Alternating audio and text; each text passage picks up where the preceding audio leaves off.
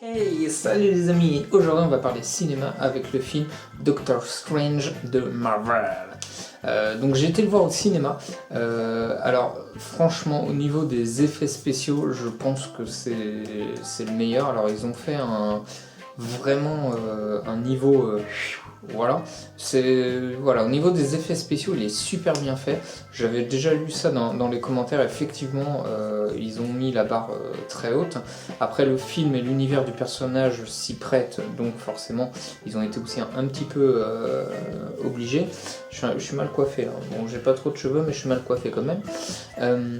Moi, par contre, le film est trop compliqué pour mon cerveau de petit cul.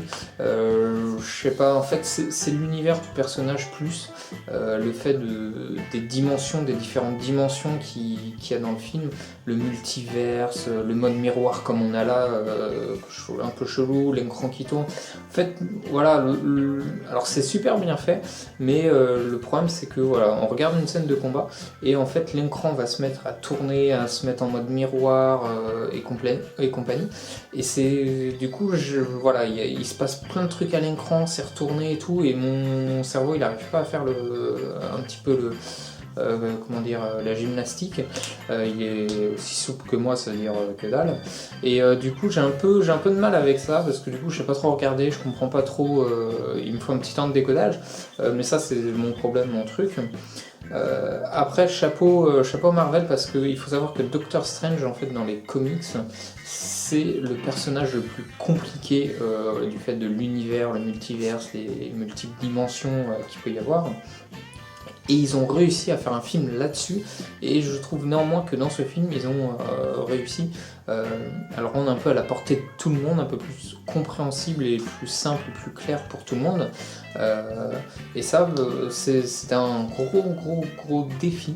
Et d'ailleurs, il me semble que le film est le meilleur, il a fait le meilleur film de début d'histoire de super-héros, hein, une connerie comme ça.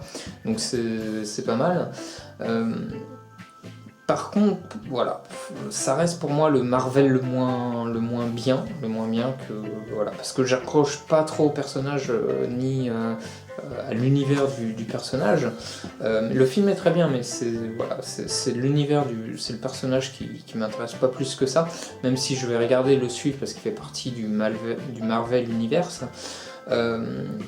Et j'adhère pas, comment dire, à l'acteur, à l'interprète même du personnage.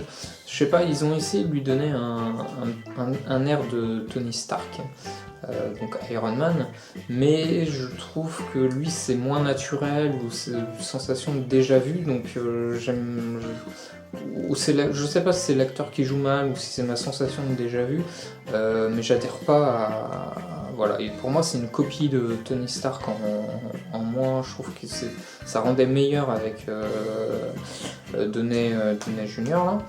Mais voilà, lui j'approche pas, et je me demande du coup s'ils n'ont pas essayé de faire un nouveau Tony Stark pour après remplacer Tony Stark, parce qu'effectivement Iron Man on ne sait pas encore s'il va sortir de l'univers, sûrement, vu qu'ils font des roulements et tout, et du coup pour pallier ça ils intègrent Doctor Strange qui est à peu près sur la même longueur d'onde. Voilà, on sait pas, les prochains films vont nous le dire, mais moi voilà, du coup ça fait de l'ombre à Tony Stark et ça me fait chier dans le cul. Après, sur le film, alors comme vous savez, les films Marvel, il y a toujours des scènes post-génériques. Là, il y en a deux en l'occurrence. Alors attention, là, je vais peut-être un peu spoiler.